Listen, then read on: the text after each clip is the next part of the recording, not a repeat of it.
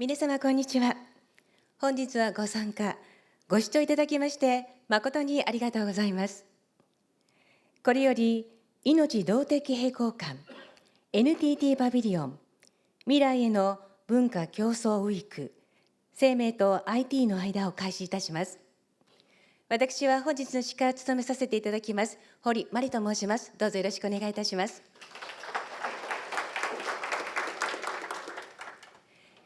本イベントは命動的平衡感をプロデュースする福岡伸一と NTT パビリオンを統括する澤田純の2人が大阪・関西万博の開催によって作り出す新たな文化とパビリオンで実現したい文化について語り合うトークセッションです。新型コロナウイルスの猛威を経た現在、パンデミックをはじめ社会が抱えるさまざまな問題に対して私たちはどのように処してより良い社会や文化を築いていけばよいのかを、そのために何が必要なのかについて福岡プロデューサー澤田会長にお話をいただきたいと思います。それでは早速お呼びいたしましょう。生物学者作家大阪・関西万博シグネチャーパビリオン命動的平衡感福岡伸一テーマ事業プロデューサー。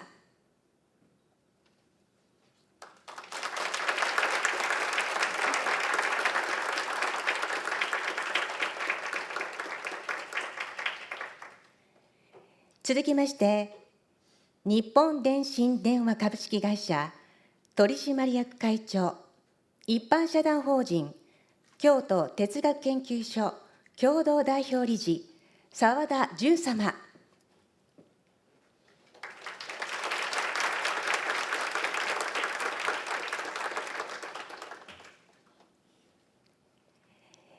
改めまして福岡プロデューサーそして澤田会長、本日はよろしくお願いいたします。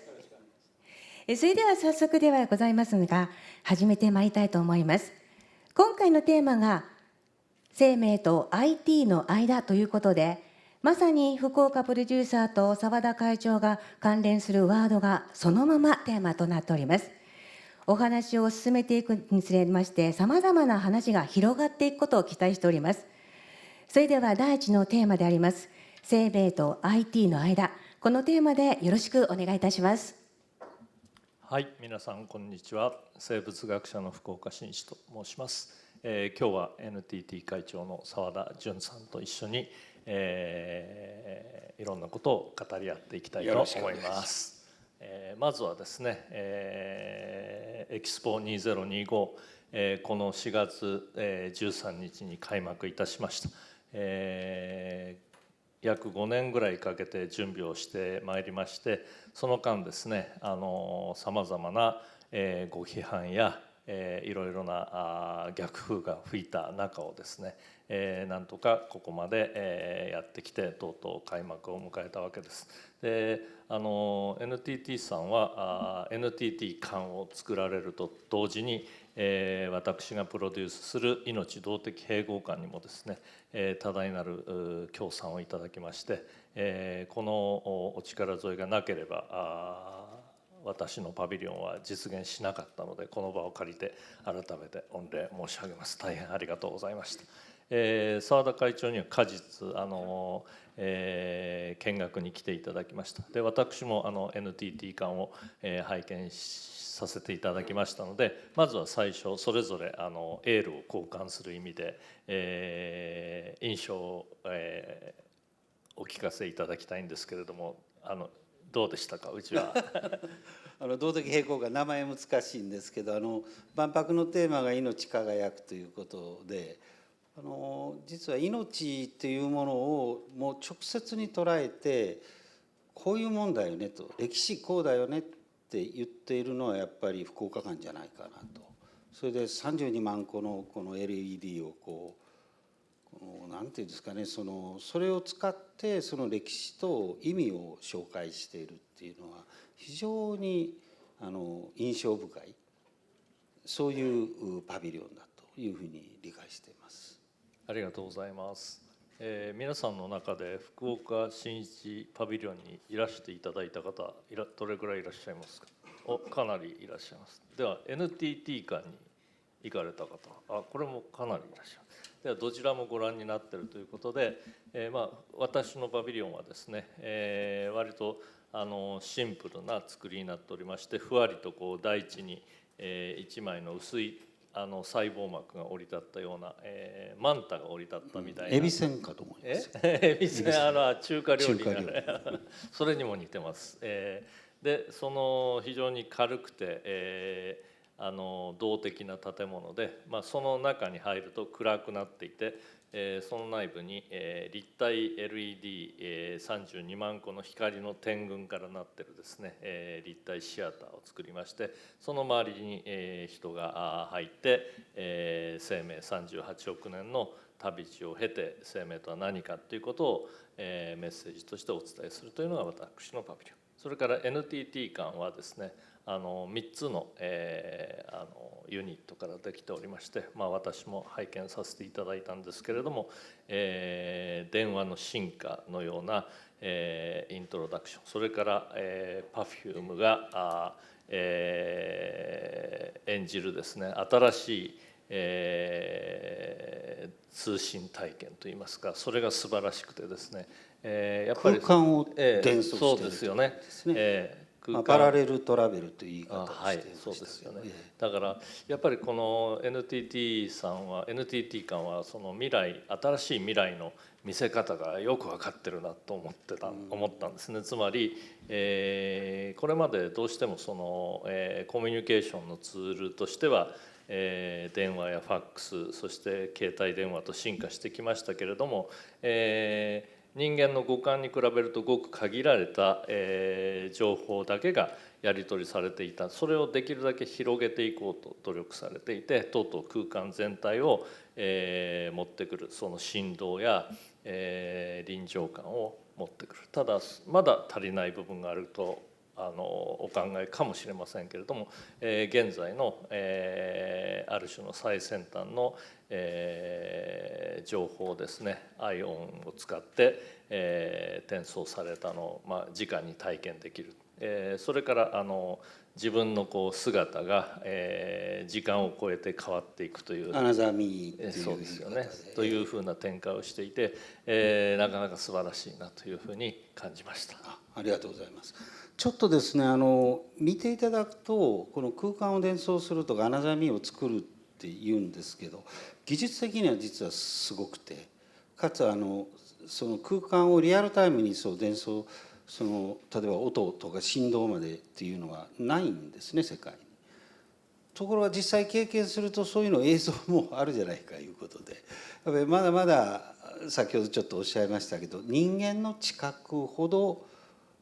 に接近していってるわけではまだないと。情報通信自身がテキストベースだったり動画ベースでようやく空間をというとこなんで、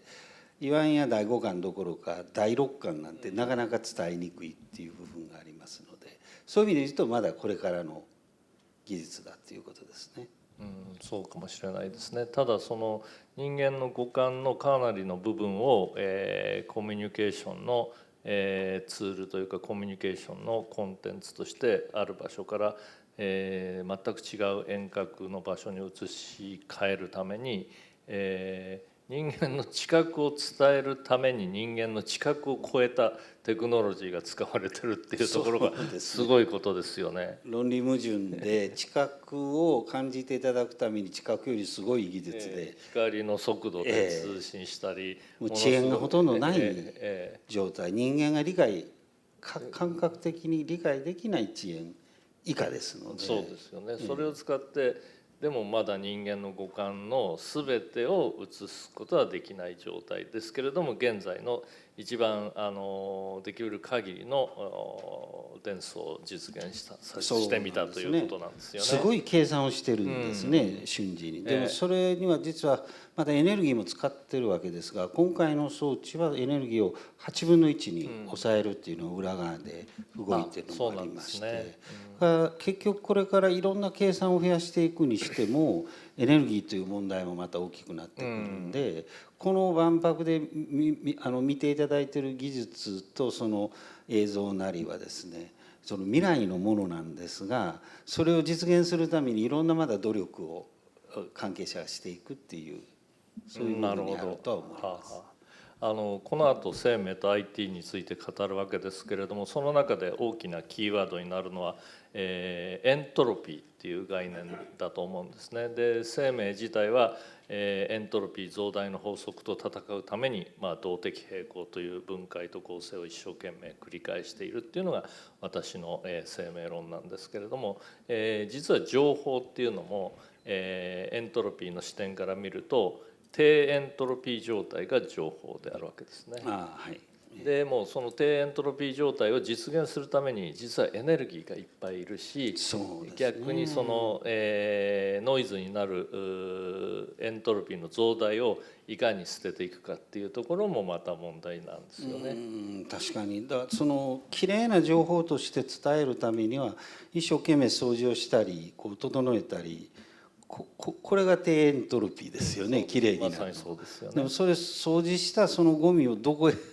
持っていくのかとか、掃除するのにどれぐらいのエネルギーがかかるのか。だから我々はその情報通信で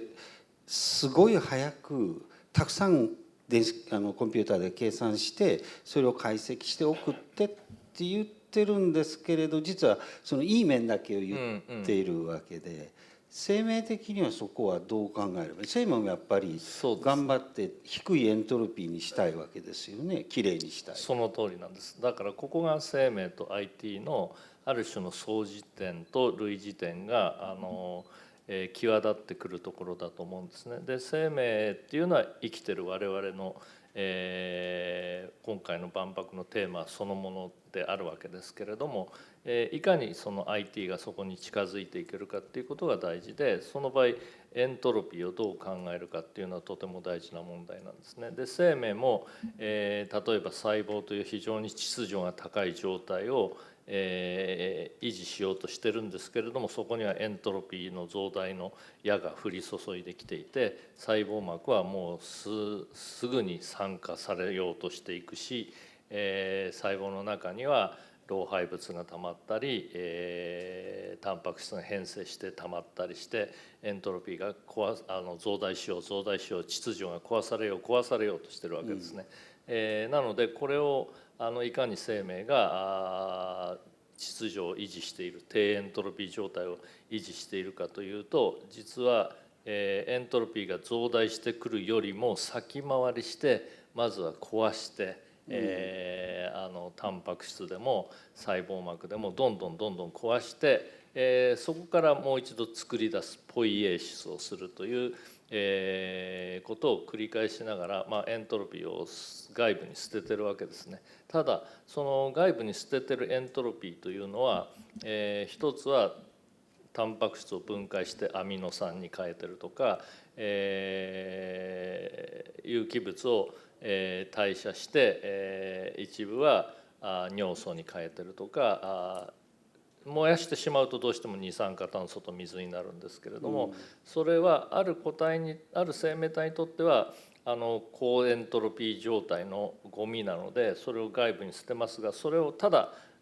周りにまき散らしてるだけではなくて、他の生物に手渡してるわけですよね。そうすると他の生物にとってはその尿素とかアミノ酸はまだ、使えるエネルギーとしても使えるし、エントロピーの状態としてもまだ低エントロピー状態として、次の生命を回していける。で最後は植物に手渡して、植物が太陽のエネルギーを使って、二酸化炭素という、高エントロピー状態をもう一度有機物に戻してくれて、低エントロピー状態に戻している。だからそのサイクルにかなったやり方でエントロピーを捨てていけさえすればうまく地球の環境は循環する。生態系ですね。生態系としてぐるっと回すことでで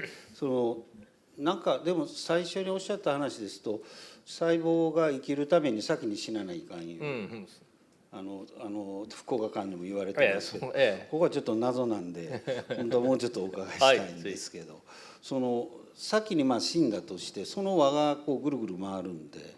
でこうエネルギーとしてはそういう意味で言うと低エントロピー状態をキープしながら循環していくモデル、まあ、少しずつはエントロピー増大の方そこに負けるんですけれども、無生物がただただエントロピー増大の坂を転がり落ちるよりはなんとか上り返す努力をしながらも、徐々に後退しているっていうそういう、自転車操業状態にあるのが生命だという捉え方ですね。IT の方はもともと工学の流れですので、ちっちゃく分けることで、例えばこの力がかかってるかかかってないかいうのも微小な範囲にして微小な時間でどれぐらい変異が出たかと、それを積分することで、微分と積分ですよね、まさに。でそれが方程式としてその方程式を立ててその計算を早くやると。でこれはかなり進んでるんですが、それはコンピューターの速度もどんどん上がり通信の速度も上がり進んでるんですけれど、前近はしてもですね、近似はしても自然状態まではいってないのは事実なわけですね。この点群として生命状態の在り方、あるいは人間が持ってるコミュニケーションの在り方を、点群としては近似できるけれども、どこまで行っても点群でその間を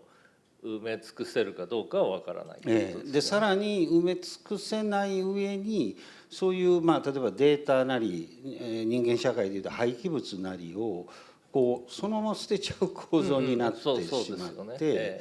生態系自然界でいうような生態系モデルが組めてない。で特に AI になるといっぱい計算をしていくと、例えばバグが出た場合に正しいのか正しくないのか、AI っていうのは間違えたデータを入れると、きっちり正しく間違えて計算してくれますから間違えた答えが出てしまうわけですから、その辺は生物的に見ると、やっぱりちょっと異質なものを言うことになるんでしょうか。だからその AI がものすごく進化して高速になり、膨大なパラメータを処理するようになると、人間の脳の情報処理能力を超えるんじゃないかと、シンギュラリティ議論みたいなのがありますけれども、私は結構冷静に見てるというか懐疑的に見ていて、それはですね、生命体はその低エントロピー状態を維持するためにあえて自らを壊してエントロピーを外部に手渡すっていうプロセスをあらかじめ持っているし、あらゆる生命が作り出す構造体はあらかじめ分解されることを予定して作られてるから、非常にいい分解性の仕組みになってるわけですよね。でも AI は今のところ大量の情報を貯めて、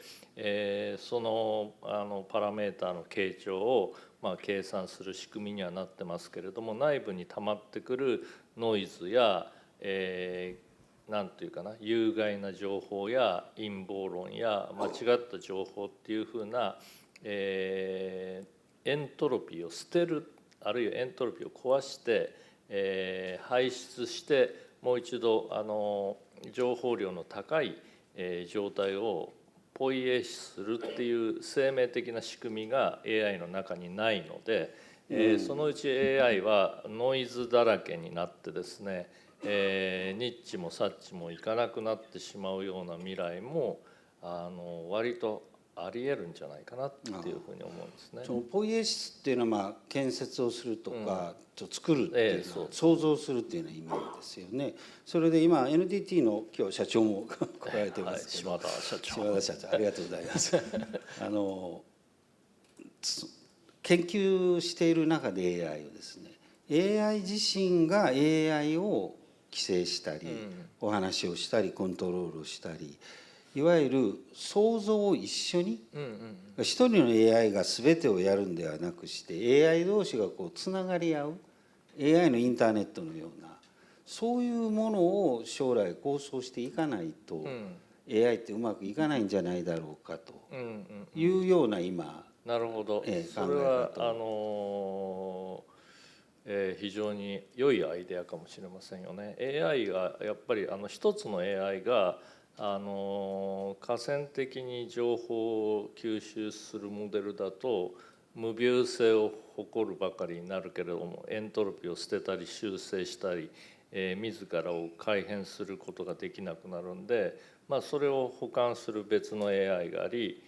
ただ2つの AI 同士だと対立構造になってしまうんで、それを補完するためにもう一つ別の AI がいるみたいな、3体以上のモデルがあって相互に規制し合いながら相互に助けていくみたいな、なんか利他的なモデルがあればいいですよね。でもまず AI 死なないとダメですよね。そう生命にこう対比して言うなら。生命は自らを壊しながら、作り変えるんですけれども、どんな生命体も一定の寿命というか有限性を持ってるわけですよね。それはなぜかというと、言葉で言うと矛盾しているように聞こえますけれども、秩序は守るために壊されなければいけない、あるいは、生命は永続性を求めるために個々の生命は有限性が必要だっていうことで、結局エントロピーはもう一回言っていただけますか。つまり秩序は守られるために壊されなければいけない、それから、生命の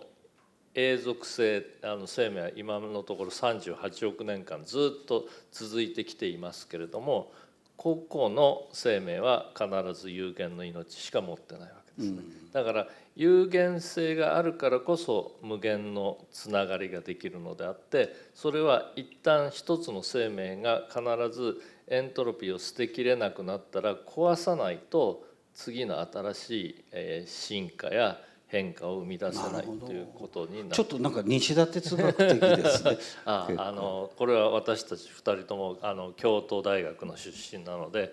大先輩に西田先生という、哲学の方がおられてですね、その人が、割と難しいことばっかり言ってて取り付きにくいんですけれども、彼の哲学論をよく読むと、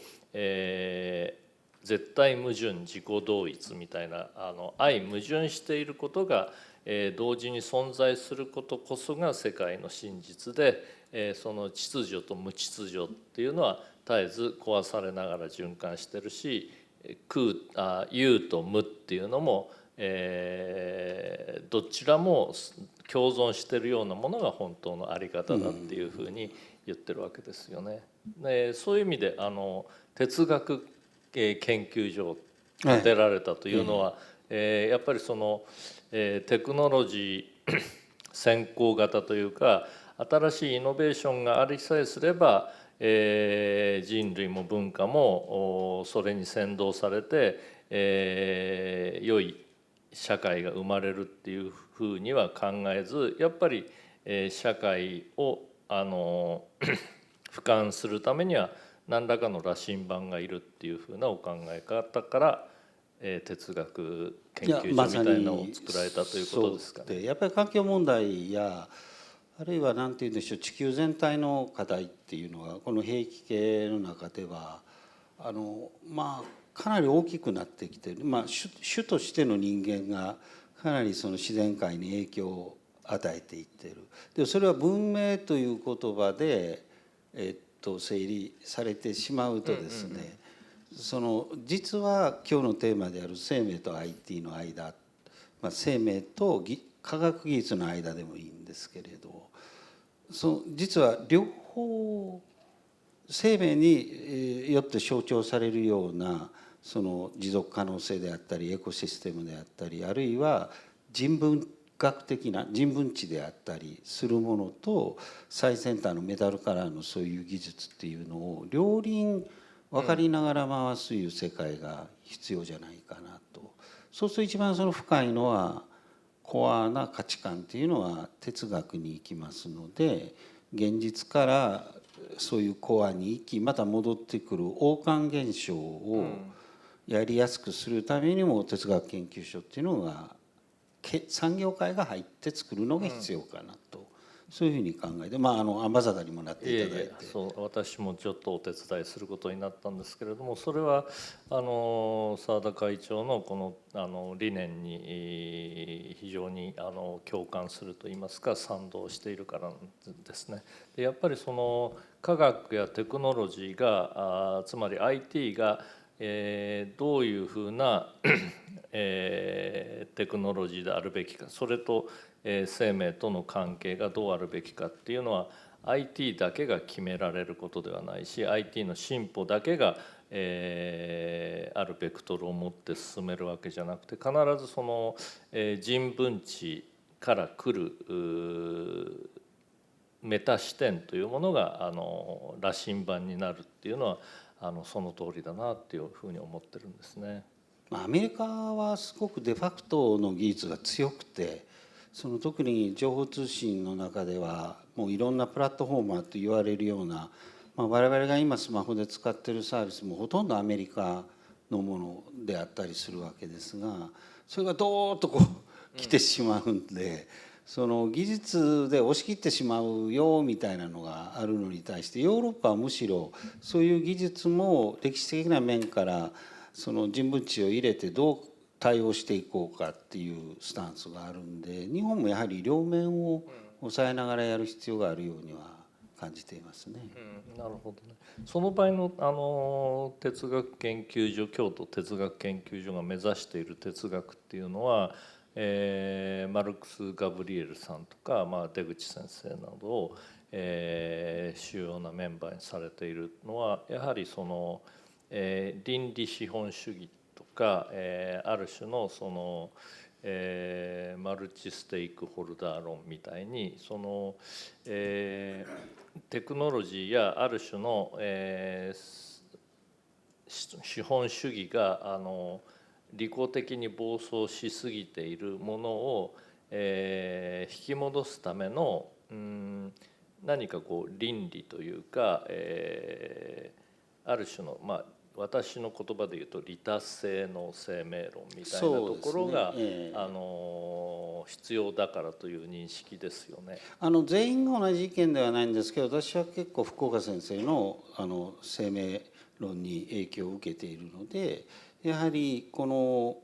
いろんなその経済原則の中で自分が勝てばいいんだいうだけではダメで倫理がいるでしょういうマルクスが言うレベルに加えて、その生物やその自然が動いている利己でありながら利他であるような、そういう概念を入れてくるような多元論、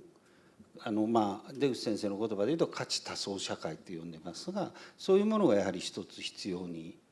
考え方としているんじゃないかと。そうですね。だから一色になっていかない、一つになって十人十色をどう自然にうまく実現するかみたいな。そうですね。ちょっと司会の方が出てきたのは大変申し訳ございません。まだまだ、ね、お話がすごく盛り上がってるんですが時間も限られておりまして、はい、もう一つテーマがあるので題のテーマに移ってもよろしいでしょうか。はい、自然にそちらにつながっていくと思いますので、はい、ありがとうございます。続いてのテーマはですね、万博で作り出したい新しい文化です。福岡プロデューサー、そして澤田会長、それぞれパビリオン出展に関わっておられまして、いろいろな感情であったりとか考えが芽生えていらっしゃると思います。また開幕から約2週間経ったので、作りたい新しい文化が見えてきているのではないでしょうかというところで、そういった視点でも合わせましてぜひお話を伺ってみたいと思います。よろしくお願いいたします。これは必然的につながっていく話題で、今なぜ哲学が必要かっていうことを、お話ししたんですけれども、それはこのエキスポ2025というものが開催されて、エキスポ70は澤田さんも私も、少年時代に見て、本当にリニアモーターカーとか、携帯電話の原型とか動く歩道とかいろんなものがありましたけれども、そこから50年経ってもう一度、万博をやるということになりましたよね。でその万博はテクノロジーの祭典であった20世紀型の万博から、21世紀型の万博はやっぱりその文化の創出あるいは人類共通の課題解決の場としてあるっていうふうに認識が変わってきたわけですけれども、澤田さん自身70年の万博を見て感動したことと現在の万博で発信したいことの何ていうかな対比みたいなのはどういうふうに考えますか。やっぱり当時は技術でしたよね。それにちょうど前の年にアポロが月に行ったっていうので、いや今はまあ並ばない万博って言ってるけど予約してる人以外すごく並んじゃうんですよ。当時はそういうのもなかったんで、もうとにかく延々並びましたね。そう何時間で5も、アメリカ館の月の石を見るために7時間とか6時間とか並びましたよね。で遠くでしか見えないからその入れ物が月の石かみたいなと思っちゃうぐらいに、その中に入ってるなんかこんなちっちゃいね、これが月の石かっていう感じでしたけれども、やっぱりそれを持って帰ってきたアポロが実際来てるんで、置いてあったですね。ワクワクしたし、ソ連艦はソユーズが置いてあったし、とにかくテクノロジーがこの我々の未来をね先導してくれるっていうイメージに我々はワクワクしましたよね。あとやっぱりこの多くの国がいろんなパビリオンを出しておられたんで、その国の文化も当然触れる。子供ながらに世界は広いっていうか、いろんな国があるなっていうのを初めて子供ながらに認識したっていう、そういう1970年でしたね。だからそれに比べると今はもういろんな情報流通もあって、子どもさんももうそういう情報をネットから取ったりしてるわけなので、その新しい技術もさらに進化をしてるんですが、多分それを思想的さっきおっしゃったような人文的な面でもなぜその技術は必要なのかいうそういう問いが出てきてる時代、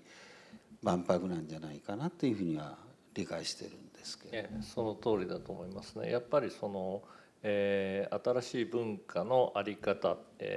を考える場所として万博というのがある。つまり万博はテクノロジーの見本上としての機能だけではなくて、そのテクノロジーの在り方を考えるためのビジョンやフィロソフィーを共有する場、あるいは考え直す場としてあるっていうことですよね。そういう意味で、私の命動的平衡感では、今分断や格差が進んでいる。70年の万博は人類の進歩と調和っていうのがテーマでしたけれども、そこから見ても人類は進歩もしてないし調和もしてないじゃないか。じゃあ何が必要かっていうと、そのテクノロジーだけではなくてテクノロジーの在り方を考えるための哲学が必要だ。でその哲学がどういうものかっていうのが私のパビリオンでは、それは生命の基本原理に立ち返って、そこから生まれてくる哲学がやっぱり生きるための哲学だろう。でそれは何かっていうと、生命をこう巨神短回に見ますと、生命進化38億年の長い歴史があるわけですけれども、その中で一度も途切れたことがない。そして生命がずっと存続してきたのは、それは先ほども言いましたけれども、個々の生命は有限だけれども、その有限な生命が動的平衡することによって絶えず低エントロピー状態を手渡し続けてきたから生命は存続しているわけですね。でその時の基本原理というのは、生命進化と聞くと弱肉強食であるとか優勝劣敗、というふうな闘争や競争の歴史であって、それに勝ち抜いたものが進化の勝者だっていうふうに捉えられがちなんですけれども、これはやっぱり一つの見方であって、どういう見方をすればいいかっていうのは哲学が教えてくれることだと思うんですね。でその中から私が気がついたことは、生命は実は大きくジャンプしている、進化のジャンプをしている時は、利己的な遺伝子の振る舞いよりも利他的な共生が起きた時の方が大きくジャンプしてる。それは、細胞が単純な細胞から複雑な細胞になった瞬間があって、それはミトコンドリアとか葉緑体とか、細胞内に複雑な仕組みができた時なんですね。でもそれは突然変異によってできたわけでもなく、競争や、適者生存の原理でできたわけでもなくて、実は大きい細胞と小さい細胞が食い合いをするのをやめて、共生した、なので大きい細胞の中に小さい細胞が入り込んで、入り込んでいったんですよね。そうですよね。で、大きい細胞はそれを分解したり消化したりせずに温存したわけですよね。そうするとミトコンドリア、そうすると大きい細胞の中で小さい細胞は安定した環境を得て増殖することができた。でも単に増殖するだけじゃなくて、ミトコンドリアの原型になるような細菌はエネルギーを作り出すのが得意だったので、自分に必要な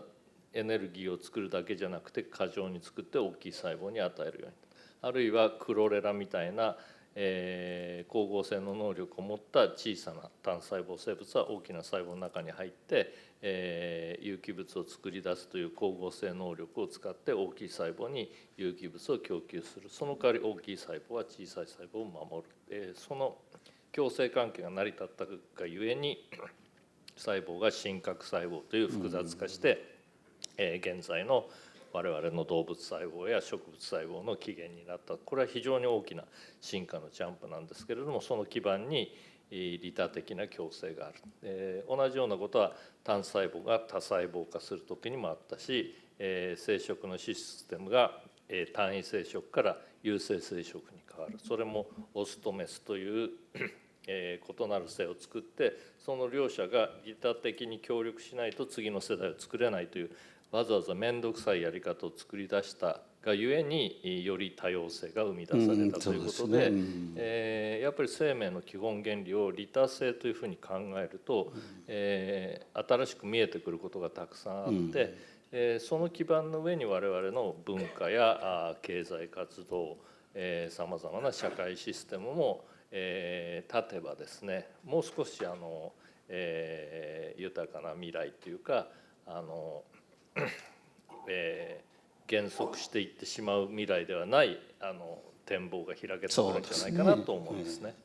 どうしてもですね、歴史進化主義という言葉があるように、その今おっしゃっていただいたような進化論、ダーウィンの進化論を社会主義に適用して、その社会っていうのは成長するもんであって、言い方変えたら西洋社会、文化社会が一番いいんだというような概念を作ってきているような気がするんですね。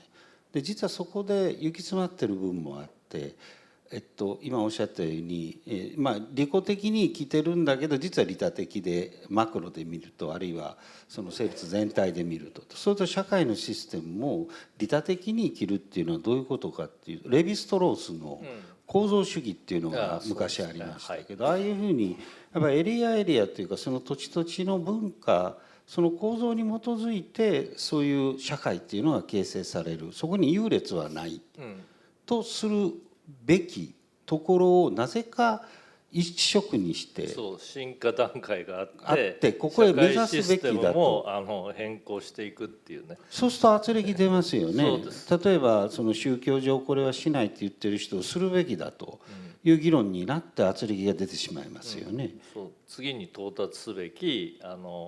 システムに向かわなければいけないっていうふうな、やっぱりそのヒエラルキーというかですね、ステップができてしまう。でもすごく分かりやすいですし、経済界で言うとお金儲ければいいんだと、利益を出すのが一番だっていう論旨から言うとですね、そのクリアなんですけど、でもマルチステークとおっしゃったように最適化する方に行けばいいっていう、お金どんどんお金がお金を生むんだと、そういうふうに言ってる方もいますけれど、そのいろんなそのシステムのいわゆる地球というもののその有限性とかを考えていくと、マルチステーク、さっきおっしゃったような、そういうあるいは利他っていうような概念をどう入れるかと、こういうふうにはなっていきますよね。そうですね。それと生命が大切にしているもう一つの大きな原理は、利他性ともある意味で同義語なんですけれども、ストックよりもフローを大切にしてるってことなんですね。生命にとって何かをストックすることっていうのは負債でしかないっていうか、何かを貯めると必ずダメになるか腐るか減るか、あるいは毒を生み出してかえって不利になるんで、100必要な100生きるために100必要な時は100を使いますけれども、ある時110とか120が生み出されたら、人間だったらそれを貯めて、おこうと考えるわけですけれども、生命は10とか20の余剰を必ずすぐに誰かに手渡してるわけですよね。これは利他性というふうに見える面もありますし、ストックをフローに変えてる、そのことによって他の生命がまた動的平衡ができるっていう、そのネットワークが利他性のネットワークなんですよね。人間だけがやっぱりフィクションとして貯められるものを作りすぎたので、貯めてると増えちゃったり、まだまだ足りないと思ってしまったりっていうある種のその、言葉によるフィクションに陥ってしまってるんで、それも生命的に考えると、ストックをフローに変える必要があるなっていうふうに思うんですね。どうしてもその今の資本主義ベースで考えていくと、ストックを広げることで実はいいポジションを取ってフローもまた取っていこうと、そうですよね。でひどい場合は何もないからまずドーンと安いので取っておいて、それで他の競争相手が倒れたら高くしようみたいな、そういう戦略さえありますよね。で自然界はそういうことはしないですよね。そう基本的にしないですね。もちろん縄張り争いみたいなのはありますし、メスをめぐってオスが競争するようなことも、局面としてはあります。ただその、縄張りをものすごく拡大しようと思ったり、することはない。ある一定の空間が維持できればよいし、そこに他のオスが入ってきたら追い払いますけれども、どこまでも追いかけてって息の根を止めるってことはないですし、だからまた別のところに新しいニッチを作ればそれは共存できてるんで、あまりこの、拡張的、集中と選択みたいな、考え方というのは生命原理の中にはないんです。なるほど。ということはそれが生命原理だとしたら、人間は劣等生の方にいるようですね。そうなんですよ。人間は本来の生命の在り方からちょっと逸脱して、そのやっぱりそれ社会性とか出てきてきたからですか。言語のせいですね。言語一つ言語が、世界を構造化してある種のフィクションを作ったと、そこはハラリが言ってる通りなんですけど、ただハラリが言ってるホモデウス的な未来というのはやっぱり間違いだと思うんですけれども、技術がいろんなハンディキャップをの人をサポートしたり、見えない目は見えないんだけど見える記憶的には見える構造を作るとか、そういうのは大事だと思うんですけど、だからといって自分が他の人よりも生物学的に強い存在ホモデウスになるいう必然はないですよね。ないんですよね。そうなんですよね。だからそのテクノロジーの在り方として一つ生命との間を考えるときに大事なのは、テクノロジーは人間が持ってるさまざまな能力を拡張する方向に展開することは良いと思うんですね。移動手段であるとか、通信手段であるとか、何か欠落したものを補うとか、重いものが持てるとか、人間が外部に働きかける能力を支援するテクノロジーとしては大いにあり得ると思うんですけれども、テクノロジーが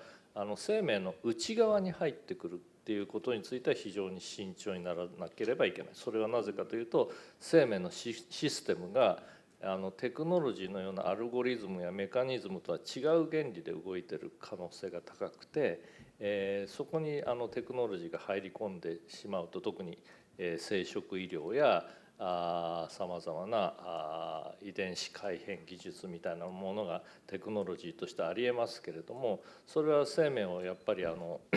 メカニズムと見なしてるから入り込んでこれてるわけですけれども、でも実はそれは局所的にうまく変えられるように見えて全体を台無しにしてしまってる可能性もある。なぜならば生命はそういうメカニズムとは違うある種の量子論的な仕組みとしてある可能性が高いので、安易にこのテクノロジーが入ってくることについては慎重じゃないといけないなっていうふうに私は思うんですね。福岡先生はじゃあ技術の中立性っていうのはあまりそれは違うんじゃないかいう見立てということですね。そうですね。やっぱり向かってるベクトルの、方向をよく見定めていかないといけない。これはですね澤田さん工学部だからご存知だと思うんですけど、リチャード・ファインマンっていう物理学者がいて、彼が言ってる非常に面白い発言があってですね、これは自分で作れないものは本当に理解したことにはならないっていうことなんです。AI そうだから、携帯電話やさまざまな通信技術は自分で作ってるから、これは理解したことになってる。そのテクノロジーとしてのメカニズムは理解したことになってる。でも生命そのものは人間はまだ誰も作り出せませんよね。そうちょっとまだまだ、DNA を合成したりタンパク質を合成したりする部分的には部品は作り出せますけれども、生命システム自体は作れない。あるいは土壌を作り出すこともできてないですよね。そうですね。土は今本当工学的に作れないですよね。そうですね。だから植ですよね、あれ、植物の。土は別に岩石が細かくなったもんじゃなくて、生命活動で生み出された生きてるものですから、これまた作り出せないんですね。だから人間が作り出せないものは本当に理解したことにはならないんで、そこに必要なのはリスペクトや畏敬の念であって、テクノロジーが簡単に侵入できるとは考えない方がいいわけですよね。で AI なんかもちょっとそういうふうになりかけてるんで、より先ほども言ったようにどうやってエントロピーを捨てるかとか、さまざまな注意深い議論が必要で、とにかく今ある種の一つの物差しだけで AI の性能を競争するような状態になって、どんどんパラメータを増やしてますけれども、一体その中で何が起きてるかっていうのはもうちょっと慎重に考えないといけないなと思います。ファインマンはじめ、だからさっきもお話出ましたけど、例えば死ぬっていうことも含めてですけれど、技術っていうものだけじゃなくして、そういう人文知も含めて両方のバランスを見ていくような、そういう人間が関わっていかなきゃいけないわけでしょうけど、そういう文化が必要であるっていうようなことになっていきますね。それがまさに万博が作り出したい新しい文化で、やっぱり人間が生きてる以上生命の在り方にかなった文化が必要だし、生命の在り方に従った社会やシステムが必要なんで、テクノロジーもその羅針盤の上に方向性を見定めていかなきゃいけないんじゃないかなと思いますね。またちょっと司会の方が出てきたんで、そろそろっていう感じですか。そうなんですよ。もう時間はあっという間に過ぎてしまうなっていう感じ。まだまだお話を聞きたいところなんですけれどもね、終わりの時間が近づいてまいりましたので、最後にですね、お二人から今日お越しいただいている皆様に、そして視聴していただいているお客様に対して何かメッセージを一言ずついただきたいなと思っております。ではまず最初に澤田会長からいただいてよろしいでしょうか。はい、ありがとうございます。1時間お付き合いいただきまして大変ありがとうございました。答えをちょっと出すというのも、実はもう5、6年前にお話しした時もなんか4時間ぐらい2人で話してしまって、周りの人がヘトヘトになっちゃって、ちょっと本当はもうちょっと続けていろんなお話をしていきたいところなんですが、ぜひ私たちが何か答えを知っているというよりも、これ皆さんとのそれぞれの中に、あるいは議論の中にどんな文化が必要なんだろうというのは大事な問いになっていくと思いますので、ぜひご一緒に考えていただければと思っています。今日はありがとうございます。ありがとうございました。それでは福岡プロデューサーよろしくお願いいたします。はい、今回の万博のテーマは命輝く未来社会のデザインというのが、万博のテーマですよね。でも私は岡本太郎が1970年の万博で、太陽の塔を作った。それは少年の時にそれを見た時にはなんでこんな偉業のタワーが建ってるんだと思ったんですけれども、彼は人類は進歩も調和もしてないじゃないかというある種のアンチテーゼとして、塔を建ててですね、テクノロジー先行型の未来社会に対してやっぱり命の本質的な在り方、縄文的な命の来産みたいなところに戻るべきだっていうふうに塔を建てたと今では理解できるようになったわけですね。で今回さまざまなパビリオンができて、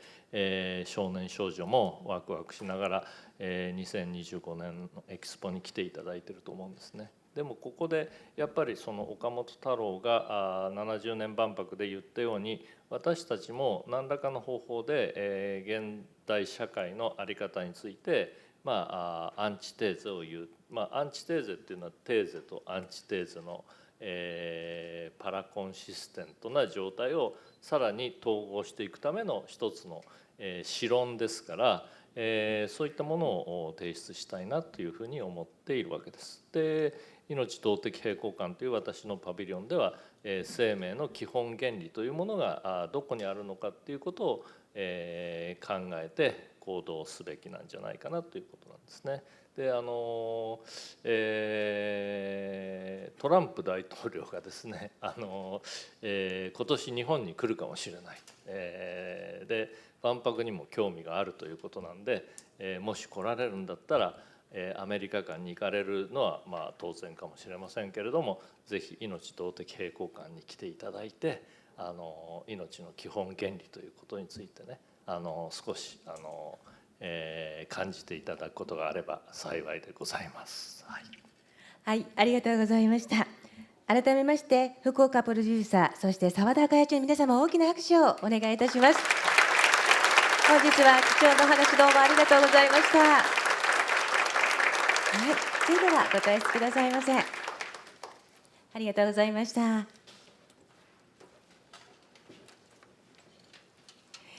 以上をもちまして未来への文化競争ウィーク生命と IT の間トークセッションを終了させていただきます。本日はご参集いただきまして本当にありがとうございました。どうぞお気をつけてお帰りくださいませ。